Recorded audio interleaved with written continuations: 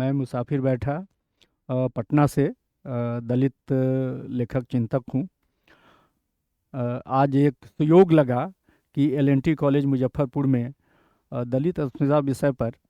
अस्मिता विषय पर बोलने का मौका मिला और काफ़ी लोगों से इस बहाने मिलने का भी मौका मिला, काफ़ी बुद्धिजीवियों से जो देश के कोने कोने से भी आए हुए थे। मेरा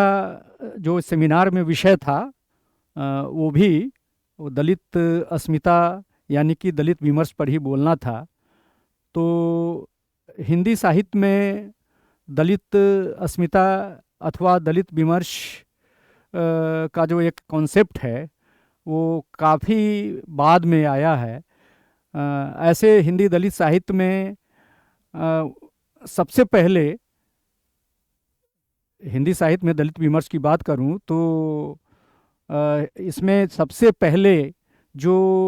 एक रणनीति के साथ या एक अपने मनोबल और कहिए कि अपनी संलग्नता के साथ जो सबसे पहले विमर्श की बात हुई वो हिंदी के महान जो कथाकार थे प्रेमचंद, उनके द्वारा हुआ। आप देखेंगे कि मुंशी प्रेमचंद के पास कम से कम 3 दर्जन जो कहानियां हैं वो दलित विमर्श की है अथवा दलित चेतना की है, या कहिए कि वो दलित सवालों को लेकर है। तो 1936 में हम देखते हैं कि प्रेमचंद का निधन भी हो जाता है, और उससे पहले यानी कि स्वतंत्रता से पहले भी हिंदी साहित्य में एक सरोकारी महान व्यक्तित्व आए, वो प्रेमचंद थे। और उसी बात के संदर्भ में मैं कहना चाहूँगा कि ये काफ़ी चिंता का विषय कह सकते हैं, चिंतन का विषय कह सकते हैं, दुख का विषय कह सकते हैं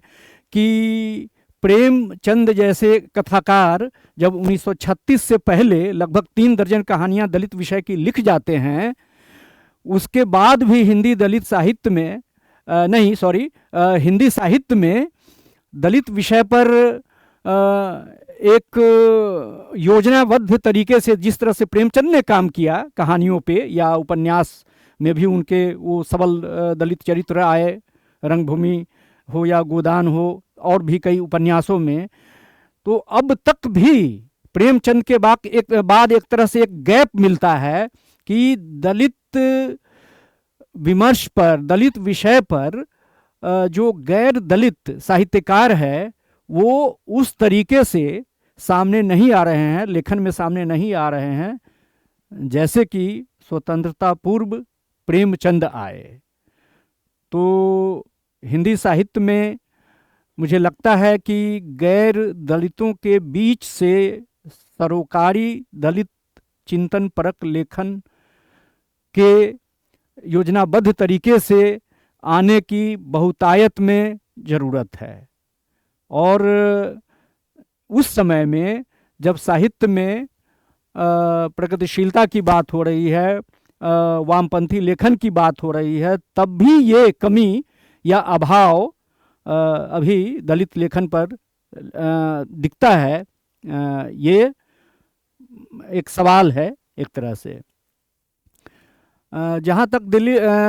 हिंदी साहित्य में दलित विमर्श की बात है तो उसमें स्वाभाविक है कि कविता से शुरुआत होती है, और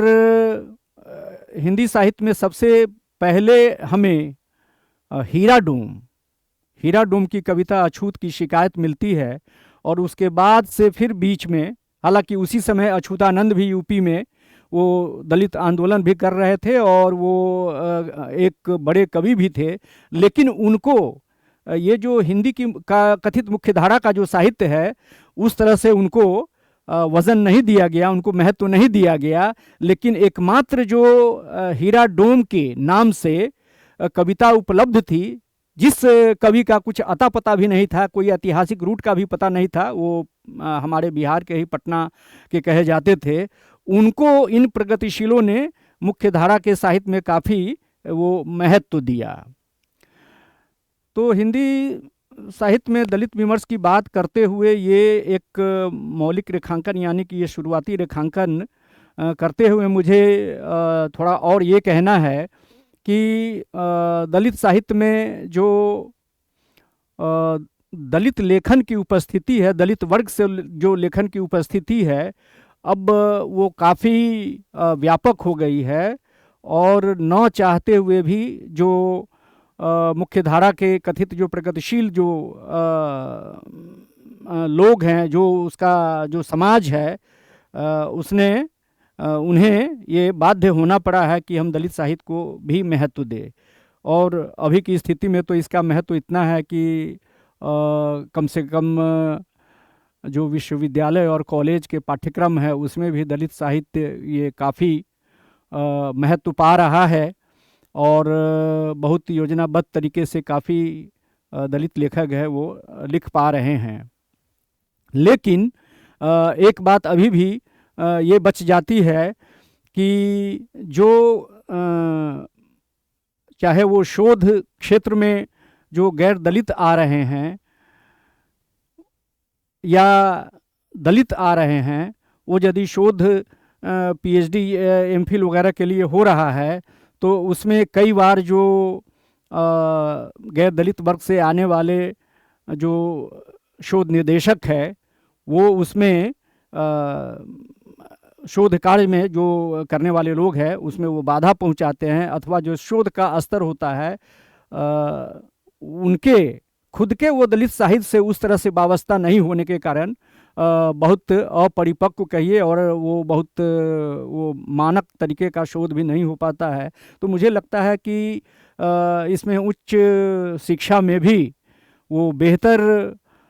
शोध छात्र और शोध निदेशक के आने की ज़रूरत है। अंत में मेरा कहना ये होगा कि जो दलित विमर्श है वो हिंदी साहित्य में और भी ज़्यादा बेहतर तरीके से आए और इस तरह से दलित विमर्श के हिंदी साहित्य में ज़्यादा प्रभावी रूप से आने में एक दलित साहित्य का जो संकुचित पहले से दायरा है, जो हकमारी जो दलितों के विरुद्ध हुई थी वो पाटी जा सकेगी और हिंदी दलित साहित्य ज़्यादा वो विवेकी और वो कहिए कि वो समानता भरा दिख सकेगा। इतना ही कहते हुए मैं अपनी बात समाप्त करूँगा।